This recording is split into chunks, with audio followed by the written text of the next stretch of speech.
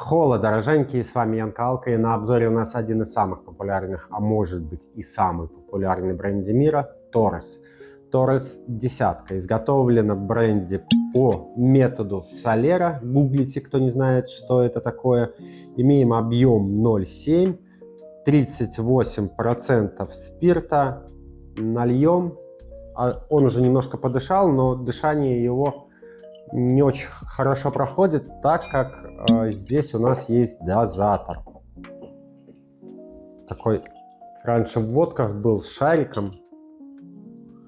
Он не всегда нормально отрабатывает. Так, давайте внешний вид. Так, изготовлен у нас он в Барсе, да? Спирт 38, бренде Torres Резерва Imperial.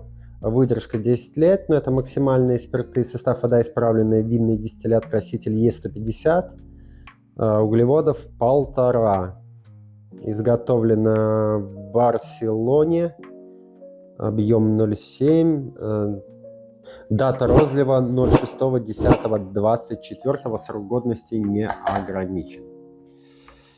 Итак, по внешнему виду классная бутылка, запоминающаяся, желтый цвет, черное стекло. Вопрос в том, что стекло такое совсем бюджетное, тоненькое, но по этикетке вообще вопросов нет. Желто-черный золотой стиль. Везде на полке вы его увидите, он выделяется, то есть маркетологи здесь поработали хорошо. Что имеем в бокале? Темный янтарный цвет, не самый блестящий и яркий, если честно. Чайный, темный, скорее более темный, чем обычно мы привыкли. Есть еще пятерка, есть еще дабл десятка, есть еще пятнашка. Вот пятнашку я раньше постоянно покупал, сейчас она в Минске пропала. Ну, то есть, возможно, она где-то есть в специальных винных магазинах, но ради нее ехать куда-то я не хочу. Хотя, возможно, если увижу, то возьмем его на обзор. Раньше я очень часто покупал пятнашку. Сейчас она пропала. Вот она начала стоить, во-первых, 100 рублей. Это где-то больше 30 долларов. И пятнашка. И пропала. Этот бренди стоит от 15 до 20 долларов у нас. В зависимости от магазина. И большим плюсом является то, что он везде есть. То есть даже в маленьком районном центре, чуть не в сельских магазинах, Torres десятку вы сможете найти. Очень популярный. Так, внешний вид. Ножки есть. Ножки, маслянистость неплохая для Solera и для десятки. То есть ножки стекают довольно быстро. 10 секунд мы, наверное, здесь не отмерим, но маслянистость есть. Нос.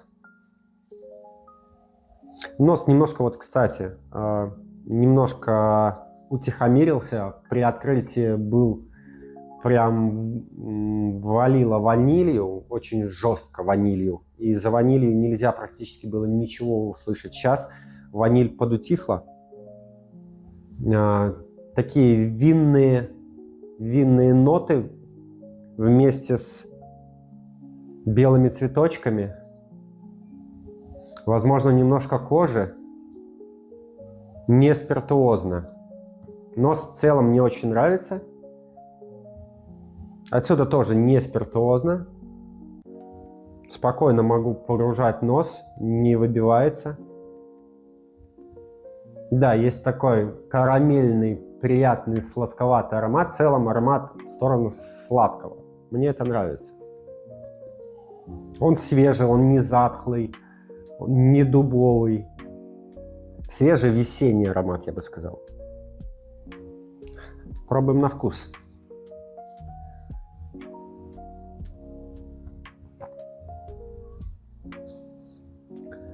На вкус это очень сладко. Первое, что выбивается, и то, что было при открытии, и то, что я до этого, сколько раз я его пил, ни раз, ни два, ни три, он очень сладкий. Вкупе с тем, что он сладкий еще в аромате, это женский, скажем так. На мой взгляд, это женский напиток. Приторно-сладкий, и в нем есть большой минус, который мне очень не нравится и всегда не нравился, это кисловатое послевкусие, такого винное кисловатое с дешевым спиртом, с таким спиртозным налетом. Нет, когда ты пьешь, спирта не ощущается, но на послевкусие ты не ощущаешь там какие-то вкусы, а ты ощущаешь кислинку со спиртозностью на финише. И такая спиртозность дешевого спирта. Я не знаю, как это объяснить. В дешевой водке это есть, в дешевых бренде это есть. Вот дешевый спирт, он сам по себе часто кислит, и он такой остается на послевкусии, на небе, и вот это в нем есть. И это главный минус. Наряду, наверное, с тем, что сильно простой вкус. То есть аромат не соответствует вкусу. Вкус очень простой. Не спиртозный, но сладость, карамельность. Вот прям за сладостью вообще невозможно ничего определить. И в конце кислинка кислинка такая со спиртозностью. Мягко пьется. В целом, с учетом того, что тут и дозатор и так далее, я бы сказал, что это либо женский бренди, либо для приготовления коктейлей. То есть в коктейлях он себя будет чувствовать классно. Много шашлычно, я бы не сказал, что это шашлычный вариант, потому что он сильно сладкий под шашлык и под прочую еду. Обратно же дешевенький, везде можно купить. В общем, рекомендовать его могу.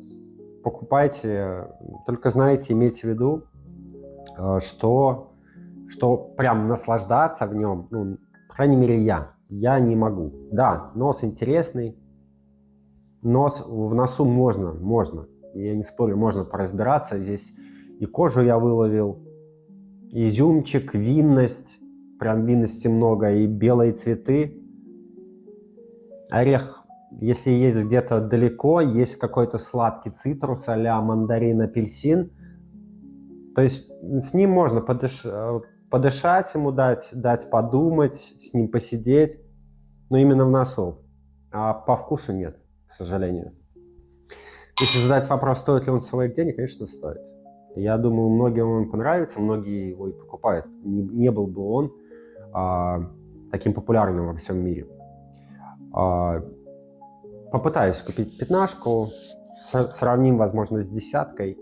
В целом, рекомендацион, повторюсь, особенно с учетом того, что он есть во всех магазинах, районных центрах Беларуси, областных.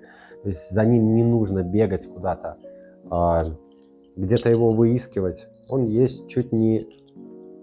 Так, кот пришел. Чуть ли не в самых простых сельских магазинах. Еще раз, цвет чайный, такой темноватый по сравнению с тем, как мы привыкли. Все-таки тут добавили нормально так. Деревяшки, может быть, чуть-чуть есть на послевкусие. Вот эта вот кислинка, возможно, она от дерева идет, но обратно же не самого лучшего дерева. Нет, это не плинтусовка, но в целом хорошо. Рекомендую женщинам попробовать, рекомендую, потому что нет спиртозности, сладенько, многие любят. Ну и коктейли. С учетом цены, с учетом того, что у нас сейчас везут армянский коньяк, грузинский коньяк от ноунеймов или от каких-то там разливаек непонятных. В принципе, этот Торес в той же цене, но уровень, стабильность и так далее на порядок выше. Поэтому его можно точно рекомендовать пить. Повторюсь, нос прекрасен, не более того. Всем пока, подписывайтесь на канал, комментируйте, рассказывайте свое мнение о Торесе. С вами был Ян Каалка, до новых обзоров. ББ.